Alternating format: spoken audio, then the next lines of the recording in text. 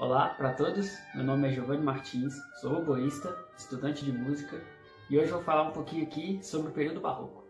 Bom, para muitos estudiosos, o período barroco aconteceu entre o final do século XVI e metade do século XVIII. Esse período é bastante importante na história da música. Quando a gente fala de barroco, logo vem na nossa cabeça aquelas igrejas bonitas, o órgão tocando nessas igrejas, e essa é realmente uma característica bastante forte nesse período. No início do período barroco, a música era bastante ligada ao texto, principalmente a poesia. Logo depois, com o passar do tempo, elas foram se desenvolvendo de maneira mais instrumental. Vários foram os destaques durante esse período, e a gente pode citar aqui 3 compositores importantes, que são Cláudio Monteverdi, Corelli e Johann Sebastian Bach. Falando um pouco de Monteverdi e sua importância, ele é bastante conhecido porque foi ele que desenvolveu o gênero operístico. Foi ele que compôs a primeira ópera, que é o Orfeu.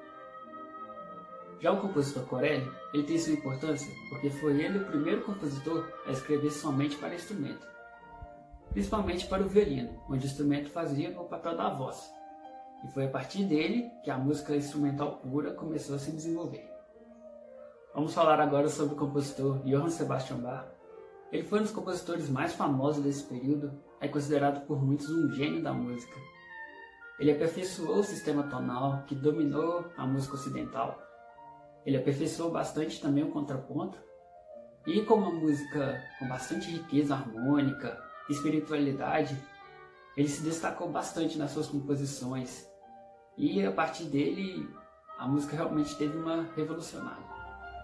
Bom, e para fazer um resumo aqui sobre o período barroco, podemos falar que no início ele era puramente cantado, com a música caminhando com o texto e a voz em cima de um baixo contínuo, muitas vezes interpretado por um violoncelo, ou uma viola da gamba, ou um cravo, entre outros. E logo depois, com Corelli, a música instrumental começou a se desenvolver de maneira pura. E a partir daí surgiram vários formatos de música, como o minueto, o concerto grosso, o trio sonata, e com isso vários compositores ganharam destaque. Podemos citar aqui Telemann, Antônio Vivaldi, Handel, e entre outros que eu já citei, como Corelli e Bach. E para trazer exemplos agora sobre o período barroco, eu vou tocar um pouquinho para vocês. E eu vou tocar hoje a partita 10-13 para oboé solo de Johann Sebastian Bach. Vou tocar os 2 primeiros movimentos, a Allemande e a Courante.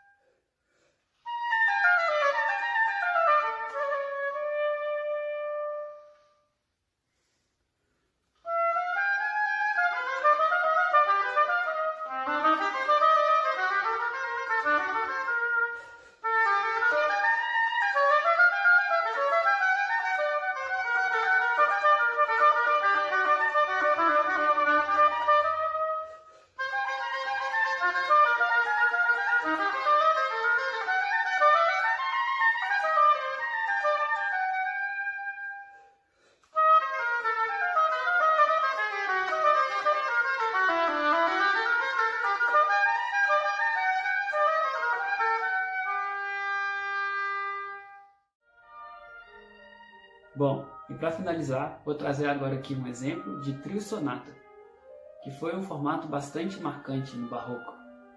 Hoje eu vou tocar aqui a sonata número 53 para oboé e baixo contínuo do compositor italiano Antonio Vivaldi. Nessa interpretação, eu tive a honra de ser acompanhado pela minha amiga e violoncelista Priscila Varela. Espero que vocês gostem.